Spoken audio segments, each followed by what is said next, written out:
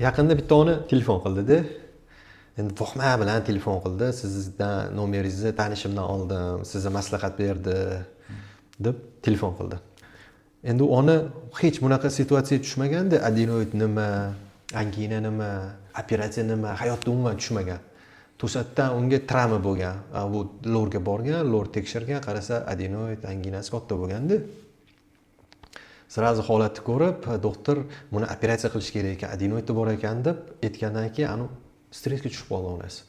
Onasi stressga tushib qolgandan keyin yaqinlariga aytgandan keyin yaqinlar meni maslahat berdi, menga telefon qilib shu vohmada menga aytibdi. Ona mana shunaqa vaziyat bo'lyapti, menda adenoid bor ekan bolamda, operatsiya maslahat beryapti, nima yordam bera olasiz, qanaqa yo'l ko'rsatasiz deb menga savol beryapti. Sekin men keyin yotig'i bilan tushuntirdim. Baraka toping, men ko'rishim kerak. O'zi qachon aniqladingiz, qanaqa shikoyati bor edi, qachondan boshlandi bu muammolar?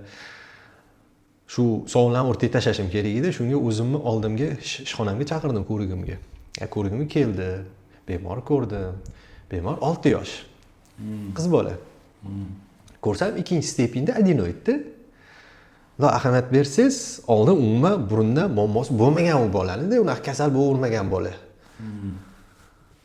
Oxirgi o'sha yaqinda o'sha qishda kasal bo'lib qolgan, kasallikdan keyin o'sha normada adenoid kattalashadi, burun bitish boshlanadi. Shuni hisobiga burun bitish ko'paydi, yaxshi nafas olmayapti burundan deb lorga olib borgan onasi.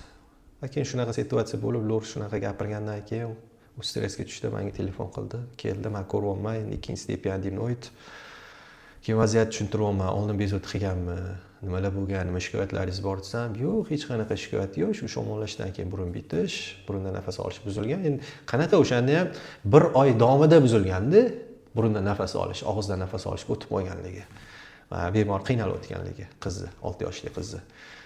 Vaziyatni tushuntirdim, oldin buni to'liq tekshirishimiz kerak, lecheniya qilamiz, lecheniya har qatdan so'rilmasdan agarda xalaqit bersa, olib tashladi. Bu o'zi normada adenoid bo'ladi.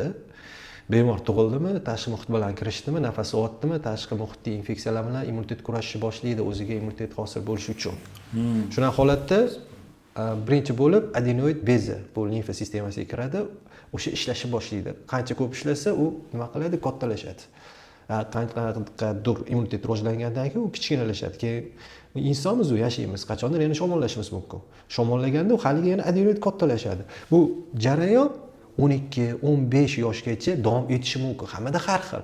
Kimdadir 9 yoshgacha davom etishi mumkin. Bu adenoid kattalashib, kichkinalashib qachon olinadi? Doimiy shamollab adenoid kattalashib, zarar yetkazib asorat bersa, lecheniyada kichkinalashmasa olib tashladi. Ungacha bu normal holat lecheniya qilish. Agarda o'zini anaqalari bor, pakazanalari olib tashlashi, o'sha har qatdan asorat berib, o'sha ko'rsatmalar bo'lsa, operatsiya taklif qilinadi. Lecheniya qilinganda ham foyda bo'lmasa.